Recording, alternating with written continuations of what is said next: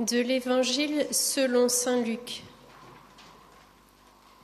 Jésus dit encore, « Un homme avait 2 fils. Le plus jeune dit à son père, « Père, donne-moi la part de fortune qui me revient. » Et le père leur partagea ses biens. Peu de jours après, le plus jeune rassembla tout ce qu'il avait et partit pour un pays lointain, où il dilapida sa fortune en menant une vie de désordre.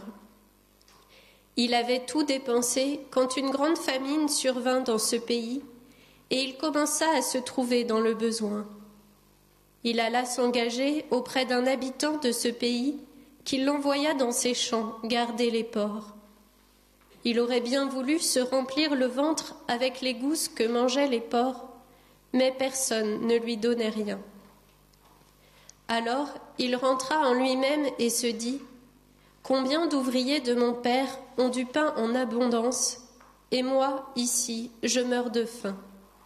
Je me lèverai, j'irai vers mon père et je lui dirai, « Père, j'ai péché contre le ciel et envers toi.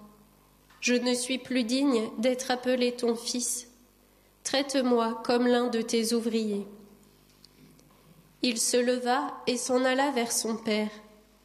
Comme il était encore loin, son père l'aperçut et fut saisi de compassion.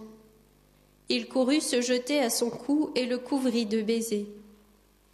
Le fils lui dit, « Père, j'ai péché contre le ciel et envers toi. Je ne suis plus digne d'être appelé ton fils. » Mais le père dit à ses serviteurs, « Vite, apportez le plus beau vêtement pour l'habiller. Mettez-lui une bague au doigt et des sandales aux pieds. Allez chercher le veau gras, tuez-le, mangeons et festoyons, car mon fils que voilà était mort, et il est revenu à la vie. Il était perdu, et il est retrouvé. » Et ils commencèrent à festoyer.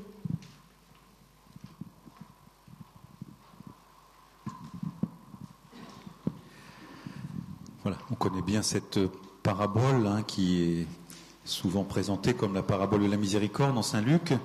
Vous voyez bien qu'après le fils l'autre frère va venir, et donc la question du refus de la miséricorde se posera. Voilà, donc simplement quelques commentaires, mais qui sont écrits, mais je les pointe simplement.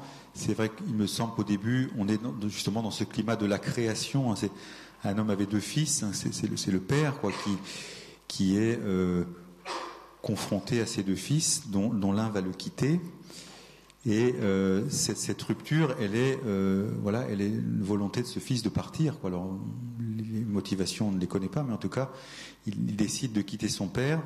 Et ce qui me paraît important à méditer, c'est effectivement, en quittant son père, la traduction exacte, mais qui serait difficile, non seulement il dilapida sa fortune, mais il faudrait dire il dispersa sa substance. Alors, évidemment, ce ne serait pas très beau de traduire comme ça, mais ça veut dire il ne sait plus qui il est, quoi. Il a perdu toute idée de son identité, de sa dignité.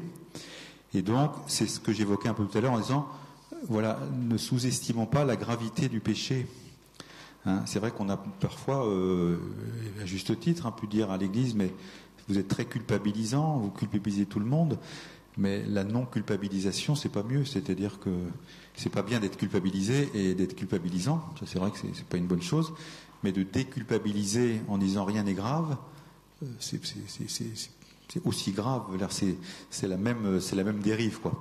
Donc voilà, le péché est grave et lui, le fils, il l'éprouve parce que finalement il ne sait plus qui il est. Donc après c'est cette déchéance et l'idée que le péché fait souffrir. Il fait souffrir ce fils qui est parti, mais il fait aussi souffrir le père qui est resté et il fait aussi souffrir le frère qui n'arrive pas à comprendre. Voilà. Alors après, donc il y a le retour du fils, dont on voit bien qu'il rentre par intérêt, il rentre pas par amour de son père, il rentre parce qu'il a faim, quoi.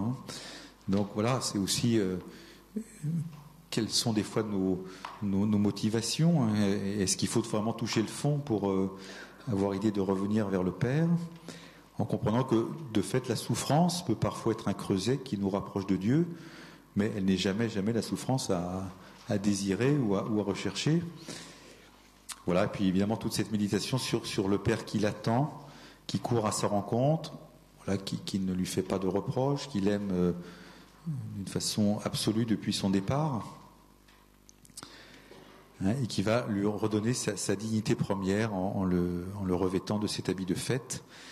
Et puis aussi, et je vais m'arrêter là, puis après c'est vous qui allez faire le travail de méditation, mais voilà, de mettre cette miséricorde sous le signe de la joie. Même s'il y a eu beaucoup de souffrance, même s'il y aura l'incompréhension du frère qui va arriver, mais ce qui est vraiment la marque de cette parabole, c'est que c'est une fête qui est organisée par le Père, et donc une joie, et donc des retrouvailles, et donc peut-être aussi quelle est, dans notre vie chrétienne, notre désir d'être des artisans de joie. Là, je suis frappé dans le livre des Actes des Apôtres, de voir comment la joie est très présente dans la communauté, à l'intérieur même de persécutions, de difficultés, d'organisations voilà, qui ne sont pas forcément toujours très simples dans les actes, mais souvent on voit une communauté qui est joyeuse, quoi. Donc c'est sans doute un signe qui doit nous interpeller et peut-être nous demander où nous en sommes dans cette joie chrétienne. Voilà, c'est le pape François, son premier texte, c'est la joie de l'Évangile. Voilà, puis dans la case de droite, mais là vraiment ce sera pour vous, et dans ma vie finalement, comment je peux me laisser saisir par cette parabole.